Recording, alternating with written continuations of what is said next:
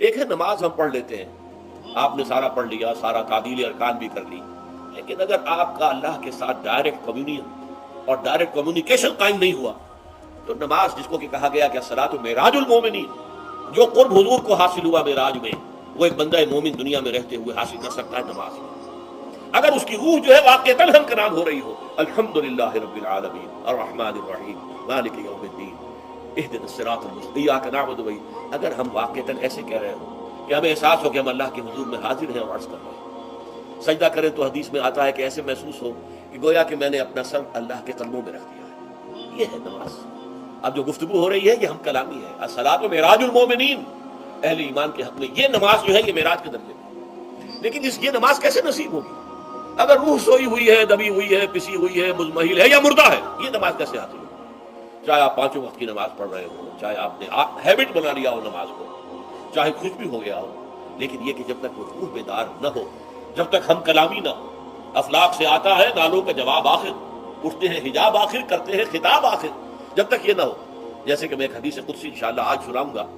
سورہ فاتحہ کے ذکر میں، کہ اللہ تعالیٰ کے سامنے جب کھڑا ہو کر انسان جب کہتا ہے انی وجہت وجہی للذی فطر السماوات والارض حنیفا، دائیں بائیں سے بالکل اپنا تعلق کاٹ کر میں نے اپنا رخ کر لیا ہے اس اللہ کی طرف جس نے آسمان اور زمین کو پیدا کیا۔ اب یہ توجہ وجہت ہو، اگر یہ تو ہے چہرہ تو ہم نے کر دیا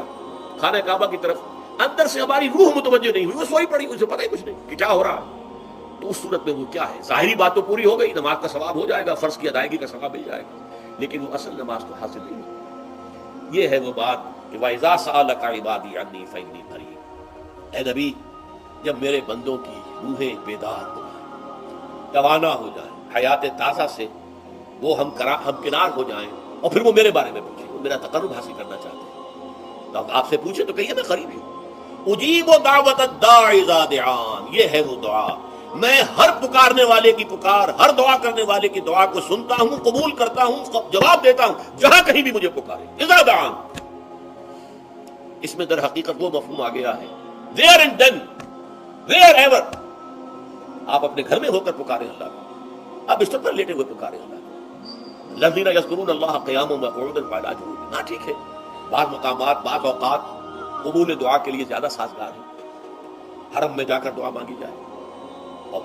مینا میں عرفات میں خاص طور پر، جبل رحمت پر خاص طور پر، ملتزم جو ہے کعبے کا اس پر خاص طور پر، وہ ایام بھی ہے خاص، لیکن یہ نہیں ہے کہ بقیہ دنوں میں آپ کے اور اللہ کے درمیان کو بڑا فاصلہ ہے۔ یہ سارا دنیا میں مشرکانہ نظاموں نے تصور پیدا کیا، اللہ تو دور ہے دور ہے دور ہے دور ہے، پاک ہے پاک ہے پاک، تم ناپاک ہو ناپاک ہو ناپاک ہو، اور تم تو بڑی پستی میں پڑے ہو، تم اللہ سے براہ راست ہم کلام نہیں ہو سکتے، کوئی درمیانی چاہیے، کوئی لنکس چاہیے، کوئی پجاری ہوگا، کوئی پروہت ہوگا، کوئی پنڈت ہوگا، کوئی پیر ہوگا، کوئی پادری ہوگا، کوئی پوپ ہوگا، اس کے ذریعے سے تم اللہ سے ہم کلام ہو، خود نہیں۔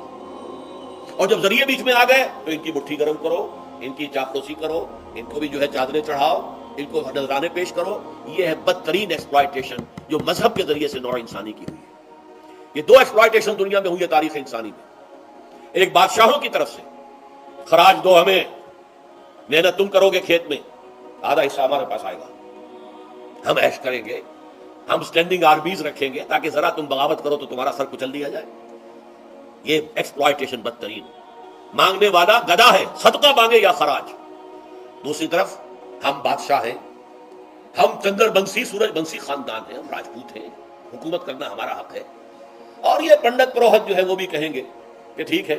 نصف لی و نصف لک وہذا قوم جاہلون، یہ عوام جو ہے ان کا خون چوسو، ہمیں یہ نذرانے پیش کریں، بتوں کو آ کے چڑھاوے چڑھائیں اور تمہیں خراج دیں اور ٹیکس دیں، they are to be exploited، exploit ہوگا۔ اسلام نے آ کر دونوں کا خاتمہ کیا، کوئی ملوکیت نہیں، زکوٰۃ ہے تو غربا کے لیے، بادشاہ کے لیے نہیں ہے، یہ تو غربا کے لیے، لہذا کوئی ٹیکس نہیں۔ نمبر دو، اللہ سے ہم کلام ہونے کے لیے کسی دربان، کسی جو ہے پہرے دار کی مٹھی گرم کرنے کی ضرورت نہیں، جب چاہو ہم کلام ہو جاؤ، دل کے آئینے میں ہے تصویر یار، جب ذرا گردن جھکائی دیکھ لی، یہ تو تم ہماری طرف متوجہ نہیں ہوتے، ہم تو ہر وقت کہتے ہیں، ہر شب کو آخری لمحات جو ہے، آخری جو گھنٹے ہیں رات کے، سمائے دنیا تک ہم نزول فرما دیتے ہیں تمہارے لیے، اور پکارنے والا پکارتا ہے، حل من مستغفر فاغفر له، ہے کوئی استغفار کرنے والا کہ میں اسے بخش دوں، حل من سائل فاعطیہ، ہے کوئی مانگنے والا کہ میں اسے عطا کروں، تم ہی سوئے رہتے ہو، انڈا غفیر رہتے ہو، تمہیں ہماری طرف توجہ نہیں ہے۔ اگر ہماری طرف متوجہ ہو جاؤ تو جیسے کہ اقبال نے کہا کہ میرے لیے یہ دربان جو ہے پیران کلیسا کو کلیسا سے اٹھا دو، کیوں خالق و مخلوق میں حائل رہے پردے،